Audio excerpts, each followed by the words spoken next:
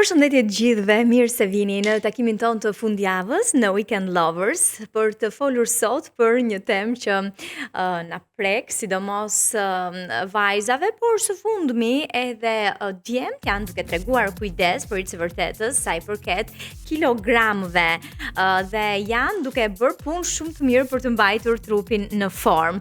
Por në një kohë kur mbipesha apo diabeti, problemet metabolike po prekin gjithnjë më shumë të rinj, por jo vetëm, ushqimi nuk është më thjesht një zgjedhje, por një faktor që ndikon drejt për drejt në shëndetin dhe cilësinë e jetës tonë. Fast foodi është kudo, porositë online janë bërë pjesë e përditshmërisë, ndërsa ritmi i jetës na shtyn gjithnjë më shumë drejt zgjedhjeve të shpejta. Në të njëjtën kohë, gjithnjë më shumë njerëz ankohen për lodhje kronike, shtim në peshë, probleme me tretjen, kolesterol të lartë, diabet në mosha gjithnjë më të reja. Shpesh mendojmë se pasojat e ushqyerjes së keqe do t'i ndjejmë më vonë, por e vërteta është se mënyra se si ushqehemi sot mund të ndikojë në shëndetin ton pas disa vitesh. Historia të ftuarës sonë është dëshmia më e mirë se ndryshimi është plotësisht i mundur. Dikur ajo luftonte me mbipeshën, ndërsa sot, pasi ka humbur 42 kg brenda një viti, është mjeke, nutricioniste, le të themi një shkëndi për cilën ajo vendosi që të studioj këtë deg të mjekësisë. Është Kristina Kore me ne, me cilën do të flasim jo vetëm për historinë e saj frymëzuese, por edhe për gabimet që bëjmë çdo ditë në tavolinë, mitet dhe dietat e mënyrën si mund të ushqehemi më mirë pas sakrifica ekstreme dhe për t'ju dhënë përgjigje disa pyetjeve që na vijnë natyrshëm, apo ham për të ushqyer trupin apo thjesht për të ngopur urinë, ku gabojmë më shpesh dhe është sekreti i një jete të shëndetshme më i thjeshtë se sa e mendojmë ne vërtet. Kristina, mirë se erdhe. Përshëndetje, faleminderit për ftesën. Është kënaqësi të jesh me ne në këtë kulm vere dhe temperaturash të larta dhe veçanërisht kur temperaturat janë të larta, besoj kujdesi duhet të jetë më i shtuar sa i përket të ushqyerit, apo jo? Patjetër, se temperaturat e larta na dehidratojnë shumë shpejt dhe është shumë e rëndësishme para njëherë dhe më kryesorja të jemi të hidratuar. Okej. Tani do ta nisim pak nga ju.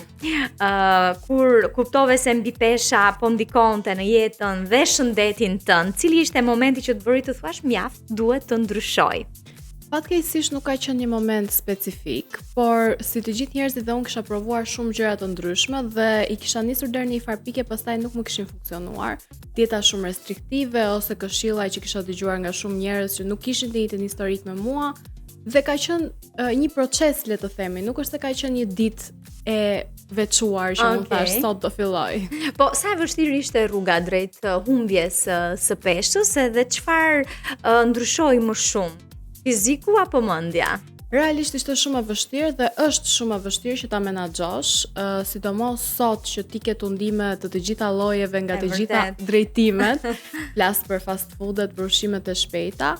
Realisht në fillim ndryshon mendja, ti duhet ta besosh për çfarë do lloj gjëje që je duke bërë në jetën tënde. Fillimisht duhet të jesh ti ai që ke besim te vetja jote që mund t'ia dalësh dhe pastaj kur të shohësh rezultatet dhe kur ti shohin edhe të tjerët do ta besojnë edhe të tjerët. Po fillimisht duhet të jesh i çmendur pak që ta besosh. Tani, a mund na thuash se cili është gabimi më i madh që bëjmë ne me ushqimin? Ham më shumë se sa ka nevojë organizmi ynë apo çfarë ndodh? Mendoj se është oreksi i cili konfuzon shumë njerëzit, sepse jo të gjitha momentet që ty të hahet duhet të hash. Ndonjëherë mund thjesht të jesh e dehidratuar, mund të kesh nevojë për ujë, mund të kesh ngrënë një vakt me shumë pak proteina, mund të kesh ngrënë një vakt me një shumë të lartë në karbohidrate që ty të ka dhënë një uri shumë të shpejtë. Edhe kjo çon në tengrënje. Do të thonë është një rreth vicioz që kur ti ha gjën e gabuar, të çon që ti të hash gjën e gabuar edhe vaktin tjetër dhe pastaj ti demoralizohesh dhe thua nuk po bëj dot asgjë. Okej, po mirë, a është uria gjithmonë fiziologjike apo më shumë vjen nga faktorë të jashtëm, le të themi nga stresi, nga mërzia, nga emocionet? Si mund ta dallojmë urinë e vërtet nga këto faktorë? Uria është një sinjal fiziologjik i cili vjen nga hormonet e urisë. Por jo në të gjitha rastet vjen nga këto hormone. Ka raste që është thjesht një uri emocionale që ti ke një boshllik brenda teje dhe do ta mbushësh me diçka. Po kemi gjatë gjithë kohës këtë boshllik. Po është ai rrethi vicioz që unë thash. Duhet patjetër që ti kesh vaktet e ekuilibruara, që ta kesh të planifikuar atë që ti do hash, sepse nëse ti nuk e ke të planifikuar atë që ti do hash, ti do tundohesh nga diçka tjetër dhe do e hash. Na ka ndodhur shumë herë dhe mua më ka ndodhur më para. që kur kam qenë duke gatuar diçka, gjatë kohës së gatimit kam qenë duke ngrënë dhe gjëra të tjera rreth e rrotull. Po, ngopemi gjatë kohës që gatuar. Po, edhe shumë e gabuar. Ham një vakt. Pastaj ulemi për të ngrënë vaktin që përgatitëm. Kjo mendoj se është një gabim që e bëjnë shumë njerëz, dhe mendojnë se nuk quhen ato kalorit, por realisht çdo gjë quhet. Absolutisht. Organizmi njeh çdo gjë. Çfarë nuk duhet të mungojë asnjëherë në pjatën tonë, dhe cilat janë ato ushqime që konsumohen çdo ditë, por në fakt përse na bëjnë aq mirë? Pjata duhet të jetë e ndarë, domethënë duhet të ketë proteinat, fibrat që janë bashkë me karbohidratet, duhet të ketë perime, dhe yndyrna të shëndetshme, domethënë duhet që të ketë të gjitha këto në proporcionet e duhura. Pastaj, sasia varion nëse ti do të jesh duke humbur peshë, duke shtuar peshë, ose do të jesh duke mbajtur peshën që ti ke. Sepse kjo është diçka që njerëzit e konfuzojnë shumë shpesh. Mendojnë se nëse ti do të shëndoshesh ose të dobësohesh, duhet të hash komplet gjëra të tjera. Jo, thjesht ndryshon sasia e asaj që ti ha. Ndryshojnë kaloritë që ti do marrësh në një ditë.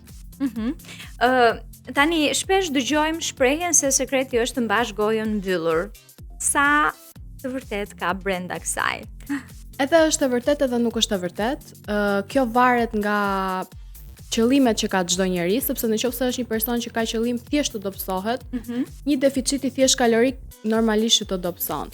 Po nëse është dikush që ka si qëllim mirëqenien, shëndetin e mirë, është shumë e rëndësishme që ti të kesh një masë muskulore optimale, sepse sa më shumë kalojnë vitet dhe muskuli është ai organ i cili të ndihmon mos plakesh, të ndihmon mos të muresh. Dhe kjo është një gjë shumë e rëndësishme që njerëzit ta kuptojnë këtë gjë.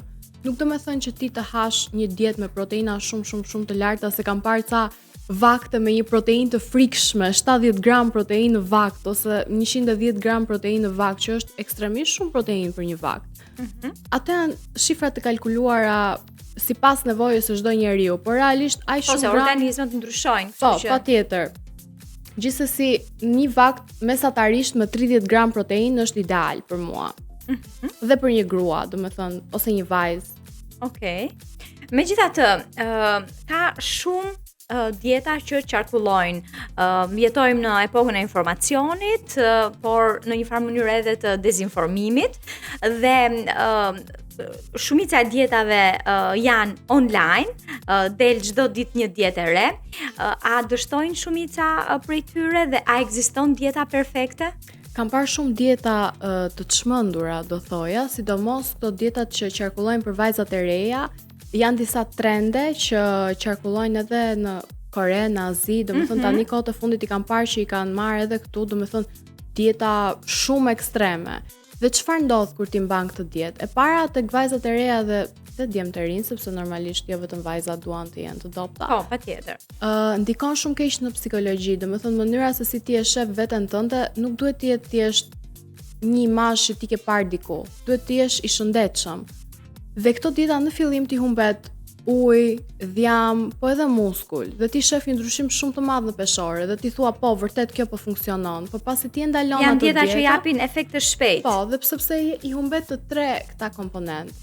Dhe pastaj pas një periudhë kohë shumë të shkurtër ti i fiton përsëri, sepse normalisht trupi do rikuperojë atë sasinë e ujit që ka humbur. Ndërsa për muskulin është pak më e vështirë. Ndërsa kjo ndodh, njerëzit të fillojnë prap një cikël të ri dhe prap një cikël të ri. Çfarë bën kjo organizmit? E dëmton shumë masën muskulare. Është një term që është një patologji e cila po ndodh, është sarkopenia, që është humbja e masës muskulare. Dhe ka dhe njerëz që janë obez dhe janë sarkopenik. Domethënë mund të jesh dhe mbi peshë dhe ti mos kesh mjaftueshëm masë muskulare. Dhe çfarë ndodh në të ardhmen, ti mund të janë moshat e vjetra të cilat kanë këto thyerjet, frakturat, papritur, sepse nuk ke muskull, nuk ke çfarë të ndihmoj, ke vetëm kocka dhe dhjam. Okej. Kjo është pasoja. Patjetër. Por a dim realisht të ushqehemi? Mbetemi këtu në vendin tonë. Dieta shqiptare ka shumë komponent të dietës mesdhetare, që unë do thoja është një dietë e përkryer, është një dietë perfekte. Por ajo që ndikon është fakti që ka shumë komponent të skuqur dhe një sasi shumë të lartë kripe tradicionale shqiptare, domethënë shumë komponent karbohidratesh me një indeks glicemik shumë të lartë, domethënë të tipit buka e bardhë që na shoqëron në çdo vakt, që kemi qenë të vegjël, e kemi mësuar të paktën në zonën tonë e kemi shoqëruar gjithmonë një vakt me bukë dhe gjithmonë ka qenë buka e bardhë që na ka shoqëruar. që ka një indeks glicemik shumë të lartë, nuk po them që buka është armiku, normalisht që mund të konsumohet, sidomos në njerëzit që nuk kanë asnjë problem shëndetësor, normalisht mund të konsumojnë në moderim bukën e bardhë. Por shumica e njerëzve fatkeqësisht janë me insulinorezistencë, janë në predispozita të diabetit, qoftë gjenetikisht, qoftë nga ushqyerja që kanë bërë deri në një farë momenti të jetës së vet. Dhe ushqimet me indeks glicemik shumë të lartë vetëm e përshpejtojnë atë udhtim drejt sëmundjeve metabolike, drejt tyre sindromave. Okej, Kristina, sa të vështirë ke pasur ti për të hequr një pjesë të atyre ushqimeve që ty të stimulonin kilogramët e tepërt përgjatë një viti ku ti humbe mbi 40 kg? Mendja është më e fortë se trupi. Edhe në momentin që ti e ndan mendjen për diçka, normalisht nuk e shef si opsion, domethënë ky është vendimi që ti ke marrë, do t'i qëndrosh këtij vendimi. Mendoj se tregon shumë karakter të gjithë njerëzit që kanë bërë një ndryshim shumë të madh, jo vetëm tek unë, por ka shumë njerëz që kanë bërë një ndryshim shumë të madh te trupi. Pavarësisht se njerëzit që nuk e kanë atë fuqi dhe nuk e kanë atë indicje, i gjykojnë dhe thonë kanë përdorur mjete të tjera. Unë njoh shumë njerëz që realisht e kanë bërë gjithë punën që duhej bërë, sado e vështirë ka qenë, dhe kanë parë një rezultat shumë të madh tek vetja e tyre dhe unë mendoj se është për t'u vlerësuar. Edhe njerëzit e tjerë duhet ta marrin në konsiderat që ka njerëz që realisht nuk marrin një rrugë të shkurtër, që gjithsesi edhe mund të merret. Nuk e marrin një rrugë të shkurtër, por e bëjnë të gjithë punën, sado e vështirë të jetë, sepse do jetë e vështirë. Po pas kësaj faze, kur ti arrite të humbje mbi 40 kg, sa e vështirë është ta mbash këtë fizik që ke? Ka qenë një informacion. Është sekreti tek sasia, tek zgjedhja e ushqimit me kujdes, çfarë? Dua të them një informacion që gjatë viteve të mjekësisë e kam studiuar në shkollë, çdo njeri që ka bërë mjekësinë e ka studiuar, është fakti që ne kemi një numër të caktuar qelizash dhjamore, adipocitesh. Dhe në momentin që ne shëndoshemi, ato fryen, dhe në momentin që ne dobësohemi, ato shtrydhen. Por ti përsëri e ke të njëjtin numër, dhe në momentin që ti vazhdon dhe ha një lloj siç ke pas ngrënë para se ti të dobësohesh, ato e kanë një predispozit më kollaj se sa një njeri që ka qenë gjithë jetën e tij i dobët që të fryen sërish. Domethënë nuk zhduken 100% përveç në rasteve që bëhen ndërhyrje kirurgjikale, liposuction etj. Ka shumë opsione. Dhe kjo është një gjë që ka një njeri që ka pas qenë mbi peshë ose obez, ta ketë një predispozit që të shëndoshet më shpejt se një njeri që ka qenë gjithë jetën e tij i dobët. Është një gjë shumë e keqe. Domethënë të gjitha gjërat që ti bëre për të dobësuar, ka shumë gjasa që të jenë gjëra që ti do t'i mbash gjatë gjithë jetës tënde, që ti ta vazhdosh ta kesh atë fizik që ti dëshiron. Duhet guxime dhe këmbgulje përveç të tjerash. Po, çfarë mendon për këto fasting? Agjërimin e ndërprerë ndryshe në thonjza në gjuhën popullore dhe për dietën keto apo eliminimin e karbohidrateve? Tani, kjo varet shumë nga individi të cilit ti ja sugjeron. Nëse është një individ i cili ka një obezitet shumë të rëndë, mund të jetë i gradës së 2 të 3. Nuk mendoj se do ishte e thjesht për të nga ana emocionale ose e mirëmbajtshme një fasting shumë i gjatë. Pavarësisht se mund të jepte rezultat, sepse ai do ishte në një deficit kalorik, duke qenë se ka shumë probabilitet që njerëzit që janë mbi peshë, nëse nuk kanë sëmundje metabolike të tjera, të jenë duke ngrënë më shumë se ç'duhet dhe më shpesh se ç'duhet. Dhe në momentin që ata kalojnë në një fasting, ata kalojnë shumë orë pa ngrënë dhe nuk e përballojnë dot shumë mirë nga gjendja emocionale, siç mund ta përballojë një njeri i shëndetshëm, që mund të themi mund të jetë lehtësisht mbi peshë dhe përdor këtë si një mjet për të arritur ose për të ruajtur peshën që ai dëshiron të ketë. Nuk mendoj se do kishin shumë benefit njerëzit që janë me një obezitet shumë të rëndë nga kjo, sepse kanë realisht nevojë për një plan shumë të detajuar. Ndërsa dieta ketogjenike nuk mendoj se është e keqe, por për një periudhë shumë të shkurtër kohore, sepse pasi ti e ndërpret atë si dietë, ka rrezik që ti marrësh përsëri ato kilogramët që ke humbur. Por gjithashtu tek njerëzit që mund të kenë një insulinorezistencë shumë të rëndë, domethënë, nëse e kanë vullnetin që ta mbajnë, mund të ketë benefit. Por unë jam gjithmonë fanse e karbohidrateve komplekse, nuk jam fanse e eliminimit të karbohidrateve. Domethënë, janë disa lloje burimesh, karbohidratesh komplekse që kanë një indeks glicemik shumë të ulët, që shumica e njerëzve kur unë ja u sugjeroj nuk e njohin fare. Për shembull quinoan, ose bullgurin, ose hikrën, që mund të jenë zëvendësime shumë të mira të orizit të bardhë. Nëse ti ke një insulinorezistencë, nëse ti je me diabet, ka shumë benefite që ti konsumosh këto, do të mbajnë gopur më gjatë, pastaj trupi ka nevojë për të gjitha burimet e energjisë, proteina, karbohidrate, yndyrna. Okej. Shpesh ju nutricionistët thoni se trupi mban mend gjithçka. Çfarë do të thotë kjo dhe si ndikon ushqyerja ndoshta në të 20-ta tek shëndeti që do të kemi në të 40-tat tona? Patjetër që trupi mban mend gjithçka. Në një kohë më të vjetër, domethënë, në moshën 40-50 vjeçare fillonin që të shfaqeshin këto sëmundjet metabolike, duke filluar që nga diabeti, nga insulinorezistenca, ndërsa kohët e fundit kemi filluar që i shohim në mosha shumë më të reja, sepse ka një keq ushqyerje që në mosha shumë më të reja. Domethënë është një konsumim i ushqimeve ultra të procesuara, shumë i lartë që tek fëmijët e vegjël. Dhe ti mund të shohësh qoftë edhe po të rrish në supermarket, domethënë kur je duke pritur te kasa dhe të shohësh familje që ato ushqime që ata kanë në sport realisht nuk janë të shëndetshme, dhe në momentin që ti i blen ato ushqime për familjen tënde, i vendos brenda shtëpisë, fëmijët ato do konsumojnë. Dhe kjo do jetë një pasqyrim i shëndetit të tyre në një të ardhme shumë të afërt tani. Okej. A mund ta thuash disa prej sëmundjeve që lidhen drejt për drejt me zakonet e këqija të ushqyerit? Mund të flas për insulinorezistencën, nuk është tamam një sëmundje, është një sindrom e cila ndodh para diabetit, domethënë mund të jetë e kthyeshme nëse ti realisht mban një regjim shumë të mirë ushqimor. Pastaj kemi diabetin e tipit 2, mund të ketë faktor gjenetik, por kjo nuk është arsye që ti mos ta kujdesësh ushqimin. Nëse ti ke një predispozitë gjenetike për diabet, për dislipidemi, kjo është arsyeja që ti ta kujdesësh 2 fish më shumë se sa një person që nuk e ka këtë. Pavarësisht se sot të gjitha kemi nga një gjysh, nga një gjyshe, nga një të afërm që e ka pasur këtë si. Po, është e vërtet. Po mirë, a mund të ndryshojë organizmi nëse një person vendos që të hajë shëndetshëm edhe në moshën 40 apo 50 vjeçare? Nuk është asnjëherë vonë për të ndryshuar. Domethënë, të gjitha rastet që njerëzit shkojnë tek mjeku, pavarësisht se mund të japi një recetë, sepse mund të kenë analizat shumë keq, gjithmonë e bashkangjisin atë recetën me këshilla për të ushqyerin.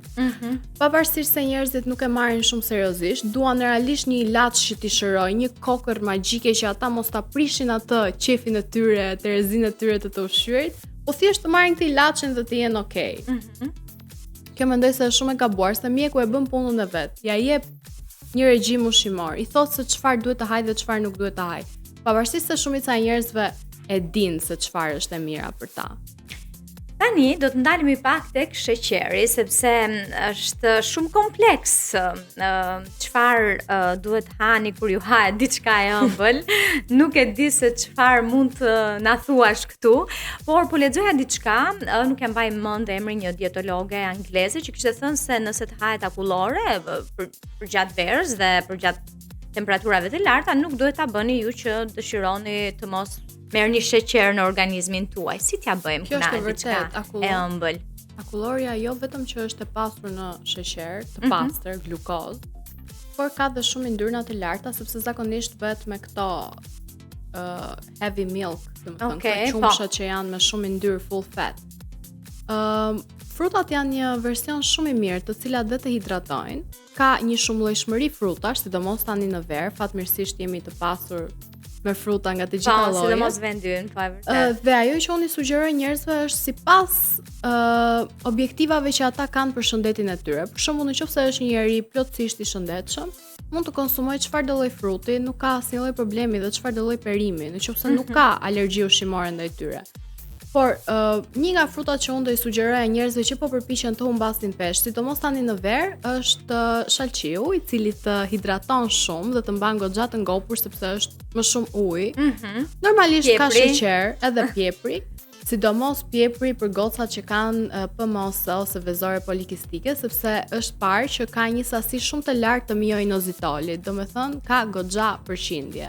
Okej, mirë, ja dy alternativa shumë të mira për Për 100 gram pjepër ka 350 mg mioinozitol, që është një suplement i cili gocat që janë me vezore polikistike duhet ta marrin çdo ditë për të stabilizuar.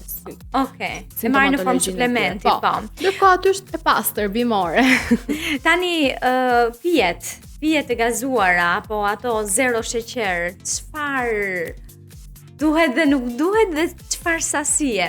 Tani fëmijët janë shumë të ekspozuar ndaj tyre. Unë mendoj që nuk ka ndonjë arsye që një prind t'i blej fëmijës së vet një lëng me sheqer. Nuk ka asnjë arsye. Madje, unë personalisht, sidomos gjatë periudhës që kam qenë aktivisht duke humbur pesh, i kam evituar dhe lëngjet e frutave, sidomos lëngjet e frutave. Mos flasim të pijet me gaz, domethënë ato po flas për këtë tjetrën që njerëzit e mendojnë se është e shëndetshme. Atëherë, edhe pacientët që janë me insulinorezistencë ose me diabet nuk kanë shumë benefit nga lëngu i frutave, sidomos ai që i është hequr pulpa, sepse pjesa e pulpës së frutës, që ato kur e shtrydhin e ekstraktojnë, ajo përmban fibra, dhe fibrat nuk të lejojnë të ngrihet ai shumë sheqeri në gjak dhe nuk ta çorientojnë ai shumë insulinën, sheqerin në gjak etj etj. Por në momentin që ti e heq fibrën, ngelet vetëm ujë me sheqer i pastër. Edhe shija e frutës pak, domethënë. Mendoj se nëse realisht e ke të nevojshme të hash një frutë, është më mirë të hash frutin të pa ekstraktuar nga pulpa e vet, se sa të pish një lëng. Ndërsa pijet me gaz nuk i sugjeroj, por nëse është vërtet shumë e nevojshme që të pijet një pije me gaz, mund të pijet versioni që është pa sheqer. Realisht thonë që janë shumë të dëmshme ato substancat ëmbëlsuese, por mendoj se çdo gjë është e dëmshme varet nga sasia. Domethënë, çdo gjë në një sasi shumë të madhe të dëmton. Qoftë edhe ti të pish ujë, nëse ti pi e zëm 10 litra ujë brenda një ore, dëmton veshkat. Që uji është burimi kryesor, nuk mund të pish 10 litra ujë brenda një ore, fillon të bëhet i dëmshëm. Ashtu ndodh me substancat e tjera. Normalisht nuk e sugjeroj, po nëse duhet patjetër e ke vërtet shumë të nevojshme, të paktën të jetë versioni pa sheqer. Okej. Tani do të ndalemi pak te këto mite, ti e përmende ujin. Duhet të konsumojmë patjetër 2 litra ujë në ditë?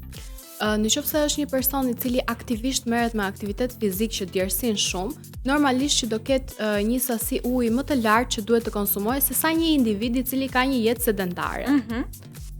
Varet nga çdo person. Mendoj se ka njerëz që mund të kenë nevojë për 3 litra ujë, ka njerëz që mund të kenë nevojë për 2 litra ujë, ka njerëz që mund të kenë për 2.5. Domethënë varet nga aktivisht nga jeta e atij personi dhe nga aktiviteti i tij fizik. Po, a duhet të konsumojmë ushqim pas orës 19 me këto këshillat që lexojmë rreth rrotull? Sidomos për njerëzit që kanë fryrje barku, nuk e sugjeroj, sepse gjatë darkës nuk është se i jep dot ai shumë kohë që të tretet ushqimi, duke qenë se ti nuk je duke lëvizur, nuk e favorizon peristalsin, pra lëvizjen e zorrëve. Por nëse ti nuk ke asnjë lloj problemi shëndetësor dhe ti nuk e ke ngrënë darkën në orën 17, mund ta konsumosh në orën 18, 19, nuk ka problem, por thjesht do ndihesh pak më i fryrë, sepse nuk do e ketë atë kohën që të tretet para gjumit. Domethënë të paktën 4 orë para gjumit është ideale që ti jo më pak se aq të konsumosh ushqimin. Okej. Tani jetojmë në këtë kohën e rrjeteve sociale ku ka shumë vajza influencere që nëpërmjet faqeve të tyre sugjerojnë suplemente të ndryshme. Sa paragjykohen këto suplemente dhe sa të nevojshme janë për të përdorur? Shiko, kjo gjë varet shumë, sepse unë kam parë realisht një reklam e cila thoshte zgjidh ti sa kilogram do të humbasësh, 32 kg, 16 kg, dhe në bazë të kësaj kishte një produkt që e shiste, domethënë nëse ti doje që të humbisje 36 kg, kishte më duket 8 kuti nga ato produkte. Po, e kam parë dhe unë. Edhe realisht ajo nuk funksionon nëse ti nuk mban një regjim. Domethënë dikush duhet t'ia thotë njerëzve që nuk funksionon kjo gjë nëse ti nuk e mban një regjim. Por ka suplemente të cilat nëse ti i shoqëron, gjithmonë i shoqëron me një regjim shumë të ekuilibruar, realisht mund të ndihmojnë në menaxhimin e oreksit. Domethënë unë e kam provuar vetë tek vetja ime, sidomos në periudhën që është një periudhë muajit e cila unë kam pak më shumë oreks se sa periudha tjetër dhe kam përdorur Lipekal, është suplement bimor që të ndihmon thjesht të ul pak oreksin sepse ka kromium, është një ingredient aktiv. Dhe kromiumi këshillohet shumë dhe tek njerëzit që kanë insulinorezistent sepse të ndihmon goxha me atë. Por nuk është një magji bërës, realisht të ndihmon, nëse ti e përdor si një mjet, jo si një qëllim. Domethënë jo se ti ta kesh atë si të vetmen mënyrë që ti po përdor për të dobësuar, sepse pastaj kthehet në një marketing. Mendoj se dhe këta njerëz që i shesin këto suplemente ose produkte ose magji, vetë ta specifikojnë që është shumë e rëndësishme që ti ta bashkosh me një regjim të shëndetshëm ushqimor, që mund të ndihmojë për ta përshpejtuar këtë si proces. Ka që mund të ndihmojnë që ta përshpejtosh. Por nuk funksionojnë nëse ti do vazhdosh me të njëjtat zakone të këqija ushqimore. Okej, po cilat janë disa për suplementeve që ndoshta njerëzit pikërisht nga këto reklama që shohin në random në rrjetet sociale i marrin pa pasur nevojë? Janë vetëm këto për humbje peshe apo për të dhënë energji, për se ka realisht një suplement të ndryshme. Nuk kam parë shumë që të abuzohet, janë disa në fakt, po e para është berberina. Jo çdo njeri ka nevojë që të marrë berberin, është suplement. Realisht është suplement, por është goxha i fortë. Domethënë, ajo të jep një nausa, një ndjesi që të vjen për të vjedhë, të ngacmon stomakun. Dhe ajo përveç efekteve të tjera që ka, ndikon që të jep një ulje pak të oreksit sepse ti do jesh, por ka dhe një efekt hipoglicemizant, që të ul sheqerin në gjak. Domethënë ka njerëz që realisht i bën të ndihesh shumë keq disa orë pasi e kanë konsumuar sepse i bie sheqeri dhe nuk e kuptojnë nga çfarë kanë. Sepse mund të jenë shumë të shëndetshëm, nuk janë as me insulinorezistencë, nuk kanë as obezitet dhe nuk kanë një benefit nga këto. Ose mund të jenë dhe pastaj rastet kur janë gratë shtatcana që absolutisht nuk këshillohet të merren. Domethënë pavarësisht se ti mendon se është një suplement, ti nuk mund ta marrësh ose gjatë gjithë dhënjes. Ose për shembull pas një viroze që ti mund të kesh kaluar një virozë që të ketë qenë me të vjella ose ti jesh i dehidratuar. Janë shumë suplemente që duhet i bësh pak pauzë në atë periudhë. Marrim rastin tjetër të vitaminës D3. Të gjithë njerëzit jemi deficient pothuajse, kemi një pamjaftueshmëri. Domethënë pothuajse një 80-90% e njerëzve, por ajo duhet të ketë njësinë vet që ti ta marrësh. Unë shoh një abuzim shumë të madh me vitaminën D3. Ose i japin një dozë shumë të vogël që nuk i bën asgjë, ose marrin një dozë shumë të madhe. Pastaj flasim për shumë suplement që shoh që të shiten që kanë një sasi shumë të vogël dhe ti që të marrësh atë dozën atij suplementi që ti do shohësh një ndryshim, duhet të marrësh 8-9 kapsula në ditë. Kisha parë një rast të Psyllium husk, është një fiber e tretshme që unë e përdor. Një gocë kishte marrë një paketim me kapsula të vogla dhe doza e asaj fibrës në ditë mund të ishte të paktën 10-15 gram. Që të arrija atë dozë me ato kapsula të duheshin 12 copë. Domethënë, nuk mund të rrish duke pirë 12 kapsula. Njerëzit duhet ta shohin, të informohen se sa kanë nevojë si përqindje për atë, sepse mendoj se është një investim i kotë, nëse ti nuk e shef dozën siç duhet, nëse nuk ta sugjeron një mjek, një farmacist, sipas analizave gjithmonë. Po sa i përket Ozempic dhe mënyrave të tjera për të hequr pak peshë, ato nuk janë mënyra thjesht për të hequr peshë, ato janë terapi të obezitetit dhe të diabetit. Janë terapi të licencuara që kanë një indikacion shumë specifik se cili pacient duhet i marrë dhe cili pacient jo. Domethënë ato nuk është se janë thjesht një terapi për të dobësuar. Janë shumë më shumë se kaq. Receptimi është i tillë. Realisht ka njerëz që ato mund t'i kenë shpëtuar edhe jetën, sepse e kanë pasur shumë të nevojshme një ndërhyrje të jashtme kur nuk bëjnë me efekt as ilaçet e tjera. Por ka edhe njerëz të cilët abuzojnë. Edhe kam parë një abuzim shumë të madh sidomos online me Ozempic dhe Mounjaro, por edhe me forma të tjera të peptideve. Sepse gjëja e parë që duhet të dinë njerëzit sidomos tani në verë është që ka një mënyrë ruajtje shumë specifike Ozempic dhe Mounjaro, duhet të jetë në një temperaturë shumë optimale që të bëjë efekt. Dhe duke qenë se ka dhe një çmim goxha të lartë, ato që futen në tregun e zile të themi, nuk ta garanton dot askush se sa në mënyrën se si është ruajtur dhe se çfarë efektesh mund të sjellë ty. Pikërisht. Në rastin më të mirë nuk të sjell asnjë efekt përveç dëmit ekonomik se janë goxha të shtrenjta, por nuk i dihet se si janë ruajtur, se nga kanë ardhur, se çfarë kanë brenda, sepse nuk janë të kontrolluara. Në momentin që ti ke nevojë për një terapi ekstra të obezitetit, sepse ka shumë njerëz që realisht mund të kenë benefit. Normalisht të gjithë duhet ta dinë që dhe Ozempic dhe Mounjaro shoqërohet me një regjim ushqimor. nuk do ta marrin dhe do hanë të gjitha gjërat që duan të hanë dhe Okay. pastaj do dobësohen. Nuk funksionon. Ka shumë raste që e kanë marrë në tregun e zi dhe më kanë shkruajtur dhe më kanë thënë që nuk më ka bërë asgjë, si ka mundësi. Ka dy opsione. Ose ka qenë e skaduar Okej. dhe nuk është shkruajtur mirë etj. Ose ti realisht nuk e qenë në një deficit kalorik sepse ke ngrënë. Ke ngrënë më shumë se çfarë duhet. E ke kaluar atë nausan që të ka ardhur dhe ti ke ngrënë. Okej. Balanca është shumë e rëndësishme. Kristina, sa rëndësi ka gjumi në kontrollin e peshës? Ka shumë rëndësi. Fatkeqësisht të gjitha studimet që janë bërë mbi gjumin janë bërë mbi meshkujt. Okej. Mendoj se femrat kanë nevojë për më shumë se sa 7-8 orë gjumë, sidomos gjatë javës së ciklit të tyre, se besoj edhe ti e ke Po, patjetër, lodhjen e patjetër. tepërt. Të gjitha këto studime janë bërë mbi meshkuj që kanë një cikël hormonal shumë të ndryshëm nga femrat dhe kanë më stabil. Ndërsa për femrat mendoj se minimumi 8 orë gjumë në ditë, sidomos gjatë asaj javës së menstruacioneve, që mund të shkojë deri në 9 ose 10 orë gjumë në ditë, që të jetë optimale për hormonet e tyre. Okej, stresi është një tjetër faktor, le të themi shumë i madh tek shtimi i kilogramëve dhe besoj nga aq sa ke pasur mundësi të flasësh me vajza veçanërisht, të cilës mosh e vuajnë më së tepër me këtë efektin e stresit tek shtimi i kilogramëve. Fatkeqësisht ka filluar që në mosha shumë të vogla, po këto vitet e fundit, pasi ndjen një presion shumë të madh psikologjik që të duken si një imazh i caktuar, po përveç asaj, e lidhin shumë pamjen e jashtme me mënyrën se si ato ndihen, domethënë me vlerat e tyre në karakter. Realisht është shumë e rëndësishme që të ndihesh mirë, që të dukesh mirë. Por pastaj kthehet në një rreth vicioz.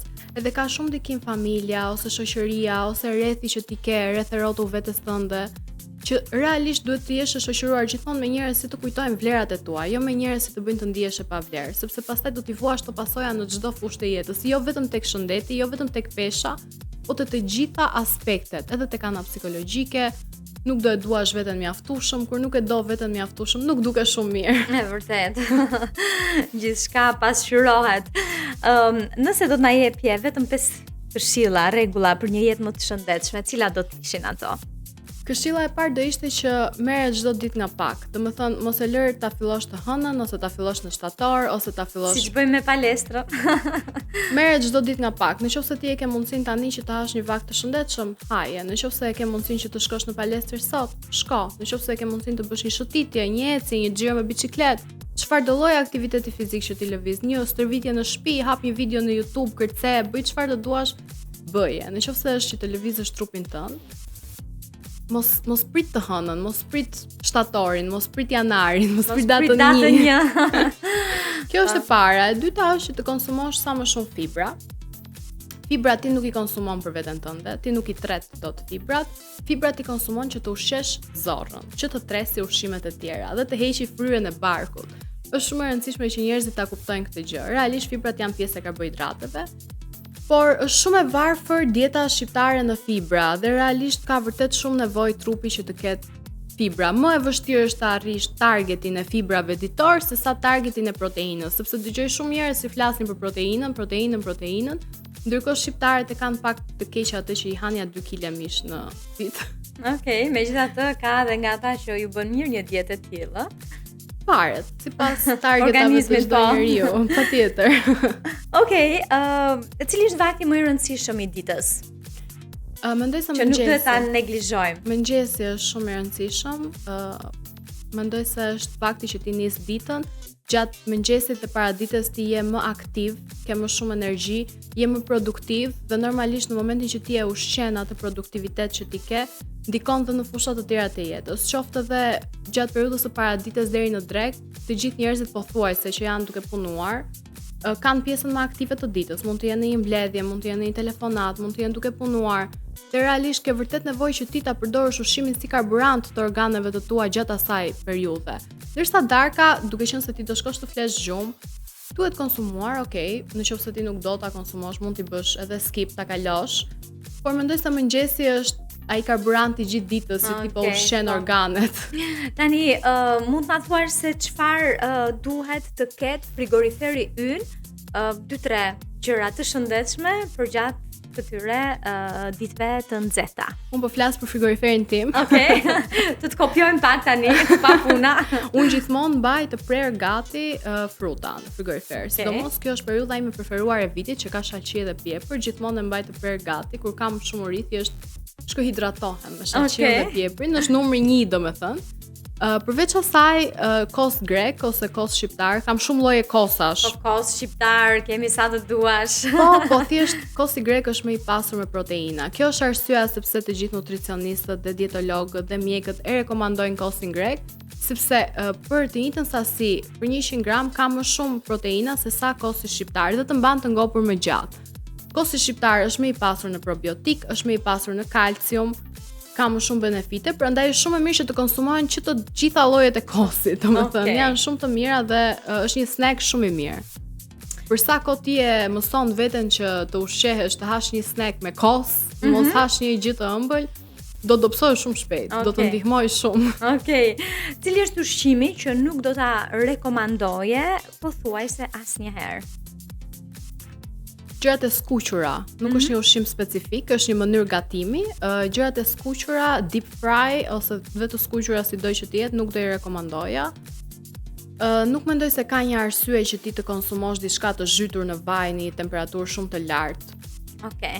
Mendoj se ka mënyra shumë herë më të mira gatimi se sa diçka. Mund të ketë shije pak më të mirë, nuk e mohoj, por ti po ushqehesh për organet e tua, jo vetëm për shqisën e të ndjerit. Është e vërtet. Buka duhet ta konsumojmë në çfarë sasie dhe çfarë mund të themi për këtë mitin se të shëndosh po të konsumosh bukë. Atëherë, buka është një term shumë i gjerë, sepse nuk është se ka vetëm një lloj buke. Ajo që unë i klasifikoj bukët janë nga indeksi glicemik. Pra, buka e bardhë, ajo buka që konsumohet rëndom nga familjet shqiptare, ka një indeks glicemik shumë të lartë. Për këtë arsye, nuk rekomandohet shumë sepse realisht mund të ndikojë për keq tek insulinorezistenca. Ndërsa bukët që kanë një indeks të ulët glicemik, bukët që kanë fara, bukët integrale që janë me karbohidrate komplekse, buka e hikrës, buka e thekrës, nuk të ndikojnë negativisht tek insulinorezistenca dhe rekomandohen. Varet gjithmonë nga objektivat e çdo pacienti. Nëse është një person që është shumë i shëndetshëm, mund të konsumojë dhe bukë të bardhë në një moderim, domethënë. Në vakt, pa asnjë lloj problemi, por nëse ne kemi të bëjmë me një pacient diabetik, ti nuk mund t'i thuash atij pacienti që po mund të konsumosh bukë si të duash ti, po thjesht më pak sasi. Jo, ai ka nevojë ta zëvendësoj bukën e bardhë me një bukë që të jetë me fara, me një bukë hikre që ka një indeks glicemik më të ulët që mos t'i shkaktoj bezdisje. Okej. Tani, është më i rrezikshëm sheqeri apo alkooli? Të dyja. Nuk mund t'i ndajmë dot. Okej. Shumica e pijeve alkolike kanë goxha sheqer. Është një rreth vicioz, por mendoj se alkooli është një helm për trupin ton. Do të thonë nëse alkooli do shpikej sot, sasia e lejuar për trupin e njeriu do ishte 0. Siç tham për pijet me gaz që ka një sasi që të bën dëm, sasia e alkoolit është 0, sepse realisht është shumë e dëmshme. Është një helm i cili kalon nga mërqia për të purifikuar, nuk purifikohet dot dhe duhet patjetër që trupi ta ekskretojë. Por çfarë ndodh nëse është një person që është duke u përpjekur të humbi peshë gjatë asaj ditës që ai do konsumojë alkool, me shumë mundësi dhe të nesërmen varet nga sasia e alkoolit që ka konsumuar, procesi i dobësimit, pra ajo djegja e dhjamit, do frenohet dhe trupi jot, mëlçia jote, gjithë organet e tua do jenë duke shumë të zëna duke nxjerrë këtë alkoolin jashtë, sepse është një helm. Vërtet. Në fakt një instruktor, trainer palestre, para disa kohë kisha në studio dhe më thanë se do të kishin gojë organet, vetëm alkooli do t'i thonshin jo. Patjetër. Është një helm. Me të madhe. Tani, a mund të dobësohesh pa aktivitet fizik, pa palestër? Patjetër që mund të dobësohesh. Nuk do ngjash shumë bukur pasi të dobësohesh, nuk do jesh shumë i tonifikuar. Por mund të dobësohesh, nëse ti je në një deficit kalorik, do ta kesh shumë herë më të vështirë ti jesh në një deficit kalorik sepse nuk do kesh ato kalori që ti djeg nga palestra. Por mund të dobësohesh, patjetër. Tani, cili është vakti që ne shqiptarët e konsumojmë gabim? Vlen ky term apo jo? Nuk mendoj se ka një konsumim gabim. Por mendoj se nuk I japin shumë rëndësi mëngjesit shqiptarët, domethënë. Dhe darkën pastaj.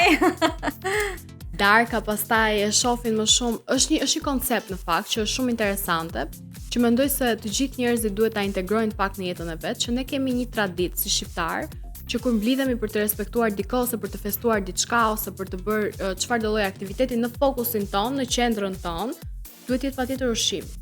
Do me thënë, nëse ne do festojmë ditëlindje, duhet të shkojmë të hajmë darkë. Nëse ne do festojmë një event, do shkojmë të hajmë darkë. Nëse ne duam të mblidhemi të rrimë me njëri tjetrin, do ham diçka. Dhe mendoj se kjo është shumë e gabuar që ta vendosësh ushqimin në fokusin e çfarë do lloj eventi. Po të shohësh pak jashtë, nuk e kanë këtë traditë, domethënë, dhe ka Ose shumë janë më të evente, moderuar, po. patjetër që janë thjesht cocktails, të paktën që ti konsumon pak finger food, diçka të vogël, ose nuk konsumon ushqim fare, domethënë. Mendoj se më është dukur shumë e bukur si koncept, pavarësisht se traditat tona shqiptare akoma vazhdojnë ta kenë ushqimin në fokusin e tyre, po mendojnë se nëse realisht shumë njerëz vuajnë nga obeziteti, edhe e prishin gjithmonë dietën në këto festa familjare, sepse ke gjithë ushqimet aty dhe është shumë e vështirë që ti ta menaxhosh oreksin kur e ke para. Mund ta konsideroni që mos I festoni të gjitha gjërat me ushqim. Mund t'ju ndihmoj. Po, më pëlqen edhe mua ky këndvështrim për hir të vërtetës. Tani jemi në minutat e fundit, do të bëja edhe një pyetje për ta mbyllur. Nëse sot do të takoje Kristinën që peshonte 42 kg më shumë, çfarë do t'i thoje? Do t'i jepja një përqafim e para, sepse ajo ishte më fort se unë, pa atë unë nuk do isha këtu ku jam. Edhe përveç asaj do t'i thoja që je shumë femër e fortë. Dhe jam shumë krenare për ty. Fantastike, mund të jetë një mesazh shumë I bukur për ato vajza të cilat janë duke u përpjekur që të humbin disa kilogram për shumë arsye, edhe për të ndjerë mirë, edhe për të pasur një vetbesim më të lartë, vetvlerësim gjithashtu. Kështu që uroj që t'ju ketë ndihmuar disi kjo intervistë, kjo bisedë këndshme me doktoresh Kristina Korre që e kishim sot në studio. Kristina, shumë faleminderit. Faleminderit që ishe me ne. Edhe të uroj punë të mbarë edhe shumë suksese. Faleminderit. Okej, ne do të bëjmë një shkputje muzikore për momentin dhe rikthehemi sërish në studio.